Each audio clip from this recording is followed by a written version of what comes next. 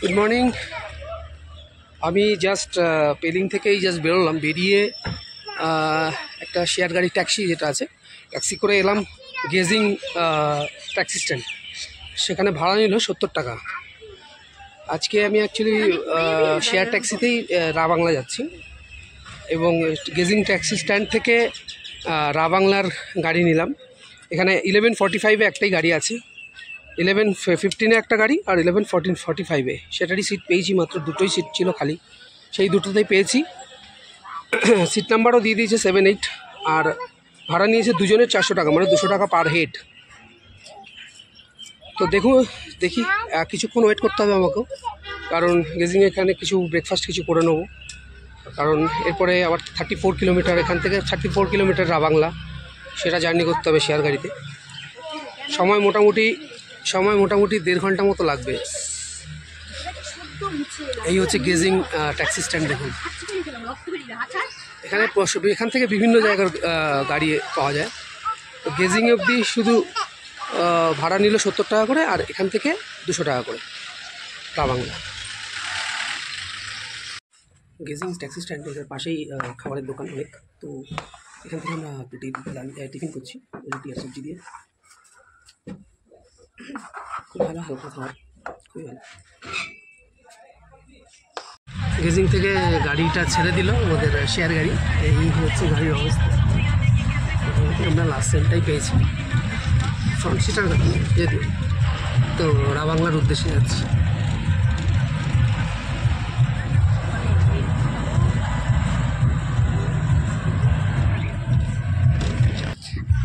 আমরা যখন পেলিং থেকে রাবাংলায় ঢুকছি, রাবাংলায় যাওয়ার রাস্তা এতটাই খারাপ সেটা বলার মতো নয়।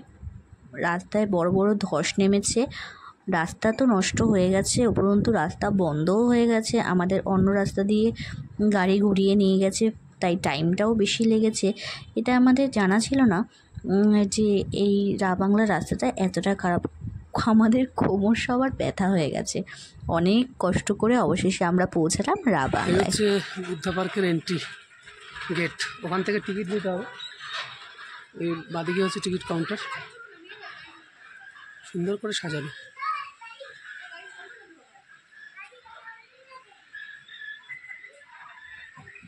টিকিট হচ্ছে এখানে 80 রুপিস পার হেড, 80 টাকা।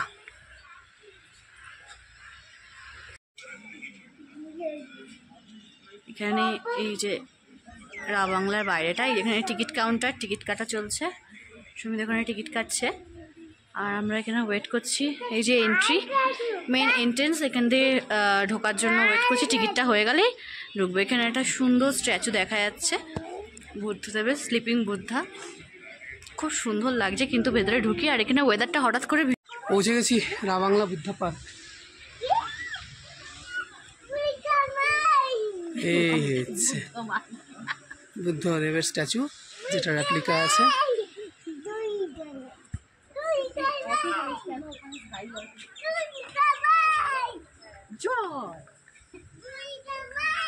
এই হচ্ছে বুদ্ধা পার্কের গেট।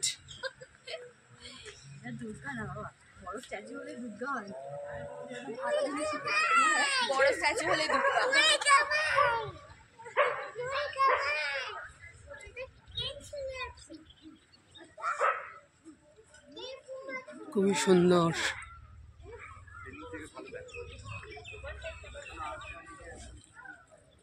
আর এই সামনেটাতেই একটা সুন্দর স্লিপিং বুদ্ধার স্ট্যাচু করা আছে।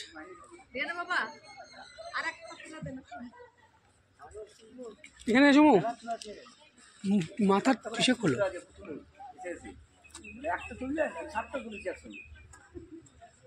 দাঁড়া, ভেতরে এখানে কিছু ফুড কোর্ট করা আছে, যেখান থেকে আপনারা ম্যাগি, মোমো, তারপরে বিভিন্ন রকম থুপা, এই ধরনের, আর পুরো ভেজ সব কিছুই পেয়ে যাবেন। রিজনেবল রেট ঠিকই আছে এখানকার অনুযায়ী, বাইরে যেরকম রেট এখানেও সেম রেটই আছে। তো ভালো, এখানে একটা যে ভেতরে একটা ফুড কোর্ট করেছে খাওয়ার জন্য, ভালো করেছে। আমরা এখানে একটু কিছু খাওয়া দাওয়া করে নেবো। লাঞ্চ তো করিনি আজকে, তো দেখি একটু লাঞ্চ করবো। আমি ম্যাগি খাবো, ম্যাগি। আমি তাহলে এটা খাই। বুদ্ধ পার্কের ভেতরে এই হচ্ছে লোকেশন, ওইখানে আমরা এখন যাবো। বিদ্যালয়ের অটোখানি সিঁড়ি উঠবো, ওখানে প্রণাম করে আসতে হবে। অনেক বড় এরিয়া, প্রচুর বড় এরিয়া নিয়ে পার্কটা তৈরি হয়েছে। তোমার কেমন লাগবে? ভালো লাগছে, খুব সুন্দর, অনেকটা এরিয়া, বেশ ভালো লাগছে। এই যে যাচ্ছি, এখান দিয়ে নামছি, আমরা যাবো ওই ওখানে, অনেক দূরের রাস্তা। এখানে কি সুন্দর সুন্দর গাছ, এগুলো একটা সুন্দর লাগছে দুদিকে রাস্তাটা, আর ওই যে পরে সিঁড়িটা, গাছগুলো জানি না কি নাম, জানি না। A positive mind find opportunity in everything. Buddha পার্কের চারপাশটা খুব সুন্দরভাবে সাজানো, দুদিকে সুন্দর সুন্দর গাছ লাগানো, আর মাঝখান দিয়ে রাস্তা। তা গাছের পাশে পাশে বুদ্ধদেবের বাণী লেখা আছে, যেগুলো পড়ে মন আরও বেশি ভালো হয়ে যাচ্ছে। একদিকে একটা সুন্দর ফোয়ারা করা, যেটার পাশে বসে অনায়াসে অনেকক্ষণ টাইম কাটিয়ে দেওয়া যায়। এমনিতেই এই যে ঘাস দুপাশে দেখা যাচ্ছে, সেখানেও কেউ কেউ বসে তাদের নিজেদের সুন্দর টাইম উপভোগ করছে।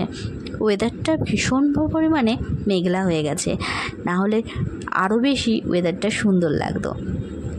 মাঝে মাঝে দু এক ফোঁটা বৃষ্টিও পড়ছে, কিন্তু তাকে কেউ তোয়াক্কা করছে না। আমরা যারা সুদূর কলকাতা থেকে বা আরও দূর থেকে ঘুরতে গেছি পাহাড়ে, তারা পাহাড়ের প্রত্যেকটা জিনিসকে এত বেশি ভালোবাসি যে বৃষ্টি, রাস্তা খারাপ, কোনো কিছুই আমাদের আটকাতে পারে না। আমরা প্রত্যেকটা জিনিসকে উপভোগ করার জন্যই এত দূর থেকে ছুটে যাই। আর এখানেও তাই, বেশ বৃষ্টি পড়ছিল, কিন্তু আমরা সুন্দরভাবে প্রকৃতিকে উপভোগ করতে করতে এগিয়ে চললাম। চলুন এবার ওপরে যাব, একদম স্ট্যাচুটার নিচে। অনেকগুলো সিঁড়ি চড়ে আসতে হবে ওপরে, এই স্ট্যাচুর কাছে আসতে গেলে। এই হচ্ছে স্ট্যাচু। হ্যাঁ, চকলেট আছে, চলো চকলেট দিচ্ছি তোমায় একটা। এইটুকুনি উঠে যাই। এই যে আমরা পৌঁছে গেছি একদম ওপরে, এতগুলো সিঁড়ি পেরিয়ে।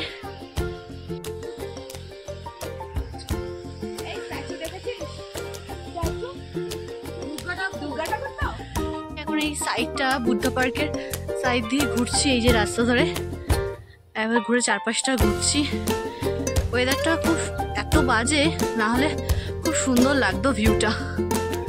এখান দিয়ে পেছনটা পুরো কাঞ্চনজঙ্ঘাটা দেখা যেত, দেখতে খুব সুন্দর লাগতো। কিন্তু কি করা যাবে, ওয়েদারের উপর তো আমাদের কোনো হাত নেই। যেরকমই আছে, যেটা দেখতে পাচ্ছি সেটাকেই মনের মণিকোঠায় ধরে রাখি, সেটাকেই এনজয় করি।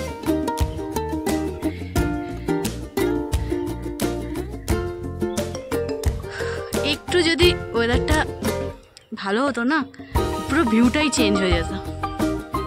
আর ওখানে ওই যে সুমিত আর আমার আরণ্য ওখানে ঘুরতে যাচ্ছে, ওরা ওখানে উইসিং বেলগুলো আছে। চলুন যাই উইসিং বেলের ওখানে। এটা পার্কের একদম ব্যাক সাইডটা, বুদ্ধদেবের স্ট্যাচুর একদম ব্যাকটা, আর এই যে উইশিং বেল।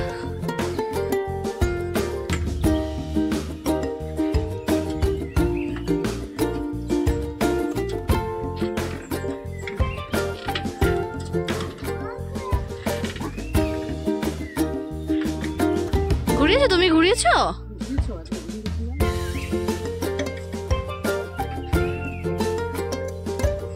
চলে যাচ্ছি আমরা এখন, এখান থেকে নামছি। এখানে সুন্দর নামার জায়গা আছে,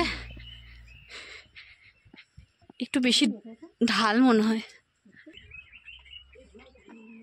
বেশ পাতাগুলো অন্যরকম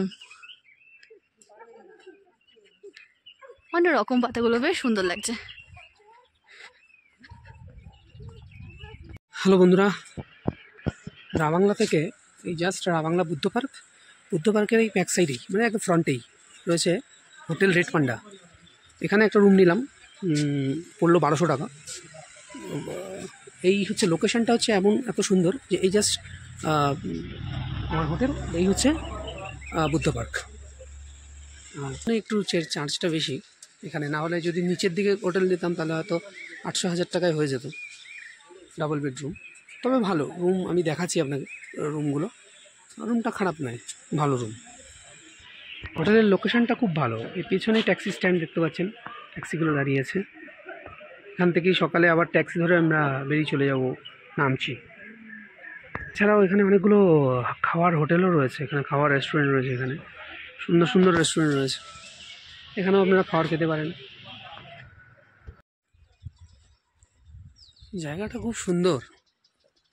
এটা যে রাবাংলা বুদ্ধ পার্কের সামনেটা, এখন বাজে এই 5:30 বিকেল। জাস্ট কিছুক্ষণ আগেই চেক ইন করেছি, এখন একটু বেরোলাম, এই বুদ্ধ পার্কের সামনেটাই আছি। এখন আমি জাস্ট একটু যাচ্ছি বুদ্ধ পার্ক থেকে রাবাংলা যে মেন বাজার আছে সেই বাজারে। এই 15 মিনিট মতো হাঁটা দেখাচ্ছে, এখান থেকে হেঁটে 15 মিনিট মতো হাঁটলে এই পাহাড়ি অঞ্চলের রাস্তায়, উঁচু নিচু রাস্তা, অসাধারণ এঁকে বেঁকে গেছে রাস্তাগুলো, দেখুন অসাধারণ, শুনশান, কেউ নেই, আমি একা হেঁটে চলছি। তো ভালোই লাগছে, অন্যরকম একটা অভিজ্ঞতা। বিভিন্ন রকম এখানে অ্যাক্টিভিটিও করানো হয়, সেই অ্যাক্টিভিটির যে জায়গাটা, এই রাবাংলার এই জায়গাটা দেখুন, এখানে বিভিন্ন রকম অ্যাক্টিভিটি হয়। যে প্লাইন, এটা একটা পার্কের মতো করা আছে ভেতরে, বোটিং আছে, সাইক্লিং আছে, সব বিভিন্ন, টি হাউস আছে, খুব সুন্দর। দেখুন লোকেশনটা এখানটা, আর কিছু এখানে বসারও জায়গা করে দিয়েছে, অসাধারণ। বসে বসে এখানে আড্ডা মারুন, অসাধারণ সময় কেটে যাবে।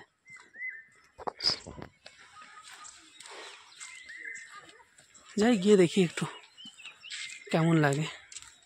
এই যে এখানটা হচ্ছে, এটা অ্যাকশন মনে পুরোপুরি কমপ্লিট করেনি, এখনো কাজ চলছে এই জায়গার। এই দেখুন, এই জায়গায় বিভিন্ন অ্যাক্টিভিটিগুলো হচ্ছে। হয়ে গেছে। পাহাড়ের এই একটা জিনিস খুব ভালো লাগে, যেটা হচ্ছে ক্লিন। প্রত্যেক এই পুরো রাস্তাটায় মনের জায়গায় জায়গায় এরকম জাস্ট টিন দিয়ে বাক্স করে এরকম ঝুলিয়ে দিয়েছে, এখানে এই সমস্ত ডাস্টবিন ফেলার জন্য। দেখেও ভালো লাগছে, এই জন্যই ক্লিন সিটি, এগুলো এত ক্লিন থাকে। আর পিছনে হচ্ছে পেট্রোল পাম্প, এটা হচ্ছে রাবাংলার বুদ্ধ পার্ক যেতে যে পেট্রোল পাম্প, অনেক উঁচুতে সেই পেট্রোল পাম্প। এখানে পেট্রোলের লিটার দেখলাম 101 টাকা 90 পয়সা, আর আমাদের কলকাতায় 104 টাকা 93 পয়সা। চলুন আপনাদের একটু এই হোটেল রেড পান্ডা এর রুমটা দেখাই, আমরা যে রুমটা নিয়েছি আর কি।